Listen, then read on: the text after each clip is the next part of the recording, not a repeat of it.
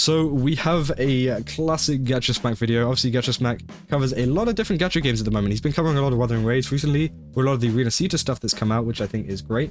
And also, you know, in the past, he's covered a lot of Honkai Star Rail. He's just played a lot of Gacha games in general. But there was one video that came out yesterday, which is called "This System is Outdated and Flawed in the Gacha Space," which I thought was really interesting. And obviously, as someone who's played a lot of Gacha games myself, and, you know, he's played a lot of Gacha games, and I've also seen some other people, you know, throwing their opinions on this, I think it's kind of interesting to talk about this and see what Gacha Smack thinks about the overall state of the system for Gacha games, because it might need to be a little bit tweaked. You know, we have seen a lot of stuff with Wuthering Waves, kind of improving stuff with 100% guaranteed on like weapons and things like that, but it might actually have to change a little bit too. Okay.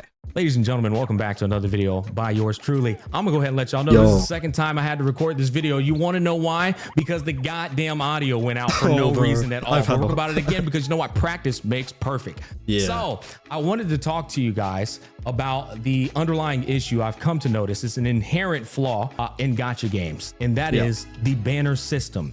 When you pull on these characters as a veteran player, and you've been a frequent spender and a frequent player as the game's debut launch all the way in today, it's going on 2 years for Honkai Star Rail, you are inevitably going to come across the realization that you have all the 4-star characters in their constellations or copies maxed out. I think like in a lot of games, that's just the kind of thing that happens with your 4 stars. People panic about 4 stars and stuff like that, like, oh, I'm not going to be able to get them. At the end of the day, if you do wait like a couple months down the line, you're going to have all the 4 stars and you're going to have all of their constellations. It's really not the end of the world. And I think with like Wuthering Waves, what they've been doing recently, if you don't know, they've been putting on the second phase of the banner, the 4-star character, to kind of get people interested. And obviously this means people have to pull on the rerun banner, which is something that I think they should change. I don't really want to pull on a rerun banner to get a 4-star, but also there's been a lot of people kind of like worried and stuff like that, like, oh, I might not be able to get this 4-star or something like that, or I'm gonna have to pull on the rerun banner. At the end of the day, I don't think you really need to, you know? My E5 Herta disagrees. I mean, yeah, obviously you might not have all of them leveled up, but you're gonna have most of them, you know, to a point where it's actually kind of like good and usable. Genshin does 4 stars the best of all games so far, really? Yeah, I think they do it all right. I mean, I think that it's all kind of the same, to be honest. But no, yeah, Genshin does have a pretty good system for it. Wuthering Waves, it probably does need to improve.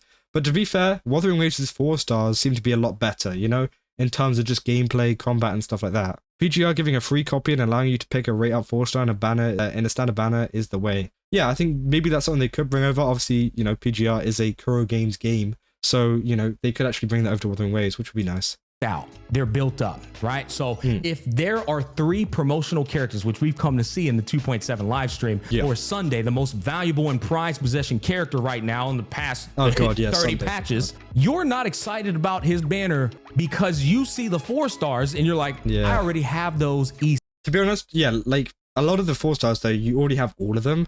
Whenever I look at a banner, I don't really look at the 4 stars. I don't know about any of you guys, but, you know, it just doesn't really bother me if there's like a 4-star that I already have. I just want the 5-star character that's there. Now, I won't be pulling for Sunday in Honkai Star Rail because I've seen all the stuff that's coming out in version 3.0. I am skipping that. You know, maybe I'll pull for Tingyun afterwards, but again, Sunday, I just don't really care. I know that Sunday will be really big in the case of like enabling a lot of the new characters, but apart from that, that's the only reason why I would pull him, but I don't really like his character at all, so I'm going to be skipping him. But I think, yeah, with 4 stars, I don't think you should let the 4 stars influence your decision on the banner, and instead you should just let the 5-star influence it. But it depends, though. It depends on how good the 4-star is, because, you know, I think it should influence your decision if there is a good 4-star on the banner, but I don't think having bad 4 stars on it should be like, oh, I don't want to pull on this anymore. 6th. There's literally no incentive for me to pull on this banner except Sunday himself. Yeah. And this is somewhat of a punishment to a veteran player because it's just like, why am I being punished for owning I do get that, all of these characters? It's kind of weird. And I remember there was an argument made by a chatter during the stream, or I think he might have commented on my YouTube channel. Regardless, he said, well, Smack, I prefer to have the characters maxed out. That way I can get my 1 pull currency. And then that's when it dawned on me. This guy has been getting treated like shit in this space for so long that he thinks that 1 pull is a good thing. It's a Man's got Stockholm syndrome, man. Like that you only get 1 pull back after doing 10 pulls. When we take into consideration the price point of how much these banners cost. We're talking $100 per 50 to 55 wishes. Correct me there. I think it's somewhere between there.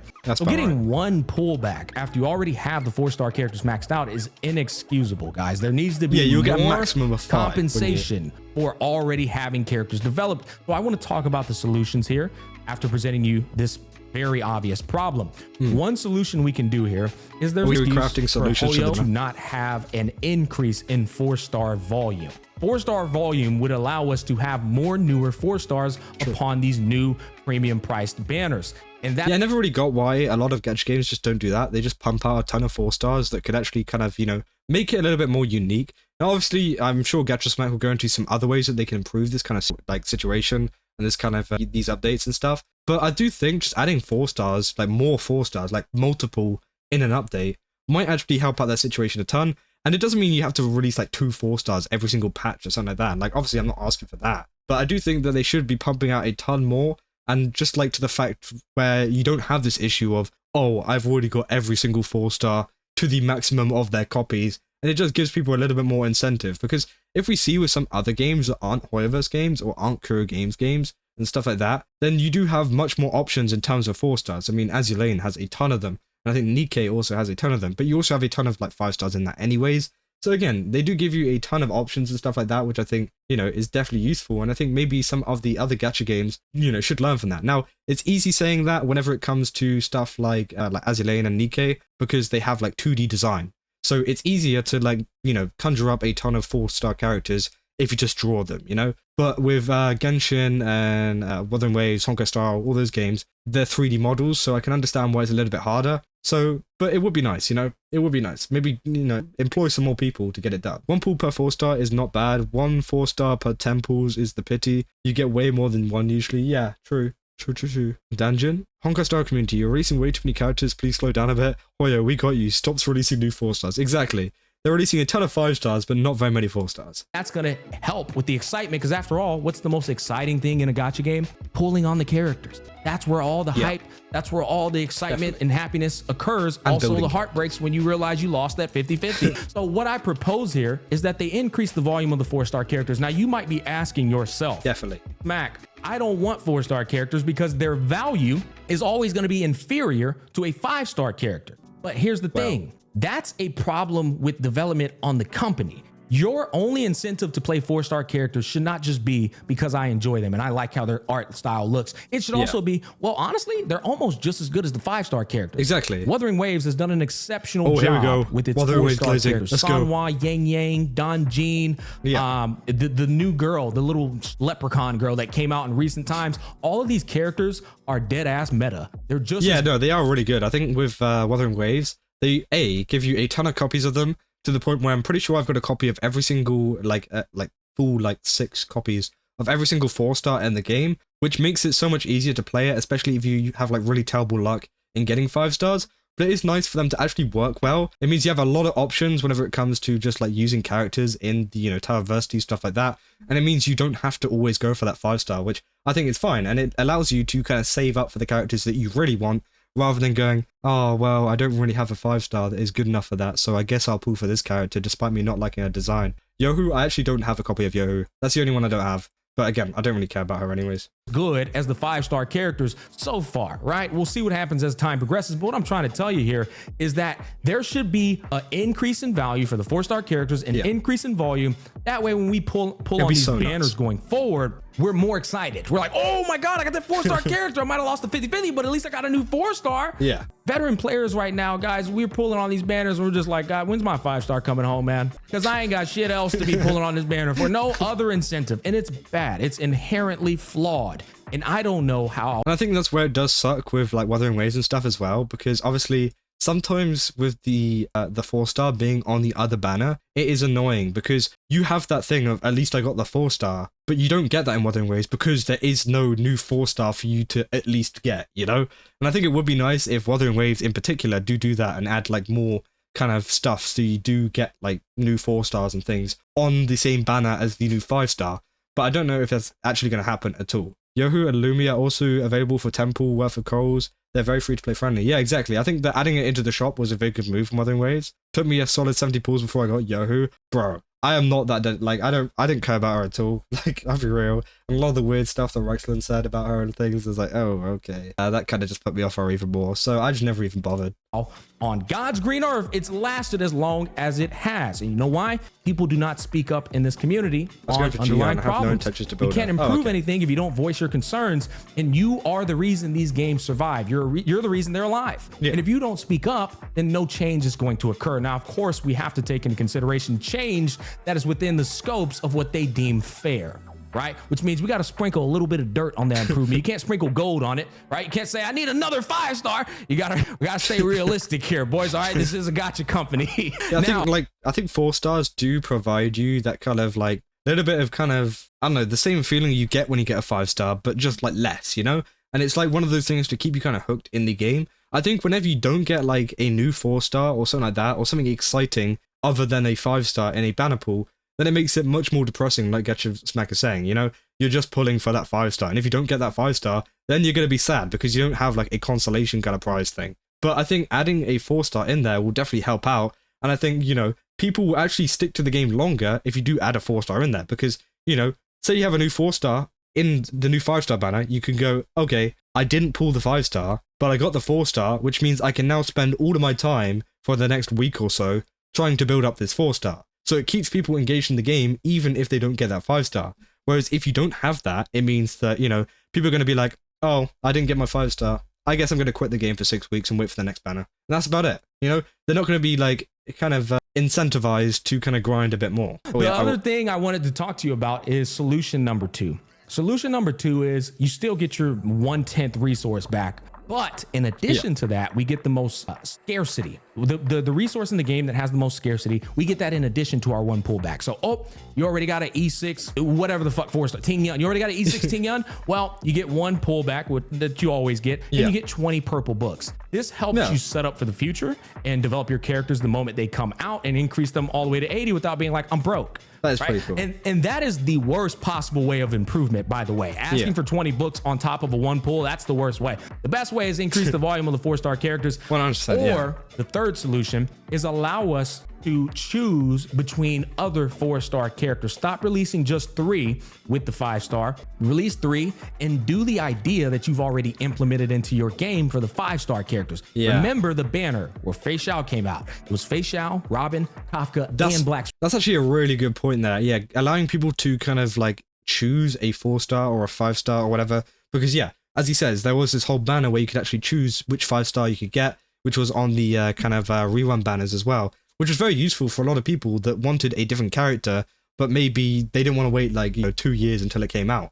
But with a 4-star, I think it would work really well with a 4-star, because then it means people can actually get a 4-star that they actually want, rather than getting a ton of garbage and just kind of pulling for something else. And it's not like, they're losing anything, I think, they can keep pulling, and it's not like, you get a fully maxed out full constellation character just because, you chose it. No, they're still gonna have to pull like 6 times at the very least. Obviously, no one's that lucky, but they're still gonna have to pull that many times to get that character. So it's not like they're losing anything at all. And a lot of people will just pull for the 4-star. So you're gonna make more money just for pulling for that 4-star that you've chosen, or, the 3 4-stars that you've chosen. It comes back to what I said earlier. Genshin does it good, but it's almost a 1-to-1 ratio, 5-star, 4-star. Honkai Star is nowhere near a, exactly. I do think there is a very bad ratio whenever it comes to Wuthering Waves and Honkai Star. Not like insanely bad to the point where like it's like, oh my god, this game sucks. No, of course not. But like, it is something that maybe could be improved. Swan, that was a fucking quadruple entendre. No, I'm just kidding. Kendrick Lamar reference. It was a literal quadruple scenario where you had so many characters to choose from,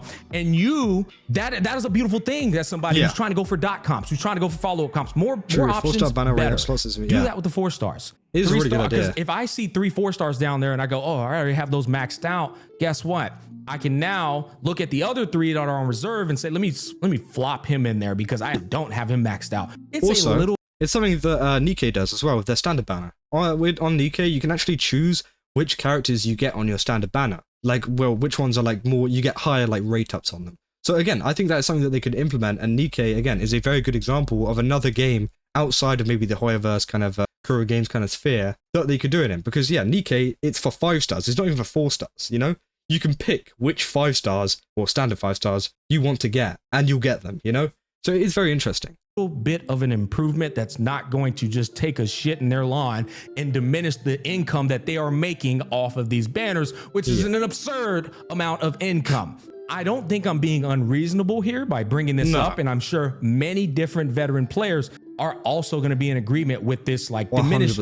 Again, this is the most imperative. I mean, I wouldn't call myself a veteran player, but I have been playing for quite a few years. You know, I've been playing, what, 3-4 years, which again isn't very long compared to a lot of other people. I know, you know, there's been people that have been playing Fate Go since it came out and stuff like that, which again is totally fine. But I have played a lot of gacha games. I have played a lot of different kind of systems, and I do know how much it does suck for some of these games to have some of these systems. So it definitely does seem like a very good idea to add one of these ideas that he's adding, and hopefully, you know, Hoyo or Kuro or someone actually listen to them. Factor in a gacha game, pulling on the banners. So it's important that we preserve the excitement by making sure we feel rewarded for pulling on these banners. If the 5 stars is the only reason, then we've kind of entered a season of the gacha game where it's like, maybe we should just leave because I don't want to just pull on a gacha character and not be rewarded for it. I assure you, I don't have the statistics here, but there's a lot of people who are veteran players who get to that point, who get to that crossroad, and they go, yeah, I think it's just time for me to move on, right? So that's a bad thing for the company. That's less money. It does and get their very popularity of their game is going to go downhill as well. At the end of the day, this is all up for discussion. I would love to hear your thoughts on the matter. So please comment down below and share them. Let me know what you think. Now that I've wrapped up with everything I wanted to talk about, that was a very interesting, like, I know what happens with the rest of the video. He does talk to his friend about content creation, stuff like that. But that is pretty much what sums up his ideas with some of the 4-star stuff that is going on in the gacha space. I do think a lot of the ideas that he brings up are very cool. I definitely look forward to, you know, seeing if any kind of gacha company does pick up these kind of ideas and, you know, take it and run pretty much. And I think that having like a 4-star selector or something like that would be very cool to have on a banner to pretty much just keep people playing. It's not just a thing of like players will be more happy, but I think it will also be a benefit for the game themselves, because people will just want to play rather than being bored and being like, oh, I don't have any 4 stars, I don't have any 5 stars or anything like that, which will suck. But yeah, I honestly think that was a great video, and it does bring up some really good points. And yeah, if you guys want to come join us, we're over on Twitch right now. You know, we're streaming, so I definitely recommend going over there. It'll be down in the link in the description below, or also down in the comment section below. They won't, as long as FOMO exists. Yeah, exactly. But yeah, don't forget to sub and like to the channel, and yeah.